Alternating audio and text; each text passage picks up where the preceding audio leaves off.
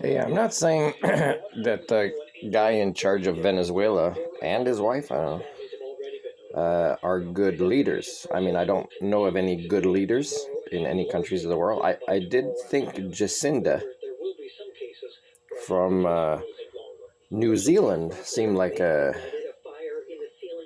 genuinely good person. But otherwise, there's no non-corrupted leaders. And sometimes leaders are just corrupted in ways they don't know, like with capitalism.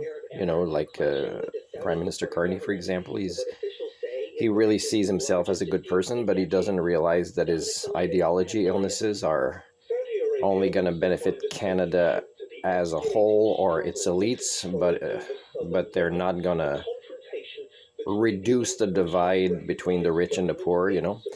It's still going to increase. We still have an issue of as a species, including in Canada, of not grasping and wanting to grasp and wanting to respect the concept of human rights. But when Trump calls other countries regimes, there's a double standard there. There's an hypocrisy, an incongruence in a lot of the things that he does and says. He's a regime, and a lot of countries won't say we'd like to kind of have a change of regime in the USA. Countries don't say that.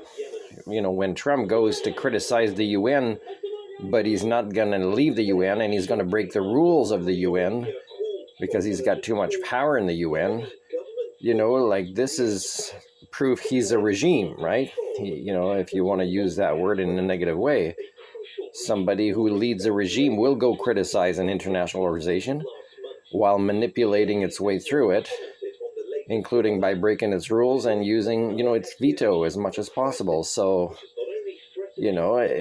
if we weren't sick as a species, these things wouldn't have escalated to the point that no leader is non-corrupt, and we would also be able to say, hey, how come we're not kind of calling Trump on everything he does and says, and why are we afraid of it, and why is that the similarity with Hitler? When Hitler finally got enough power and people had no choice to take him seriously, then they had fears, and they weren't really patriotic in the sense that they didn't defend their nation's stability or reputation or ability to exercise the concept of a republic, because he's ruining the concept of a republic, Trump, which is another sign it's a regime. So it's hard to take you guys seriously as world leaders, not only because you're corrupt yourselves, but you really don't oppose the more corrupted ones. It's all related to economics, and failed ideologies that are evolutionary dead ends, that are in part fictional, like the supernatural and magical monetary ownership ideologies.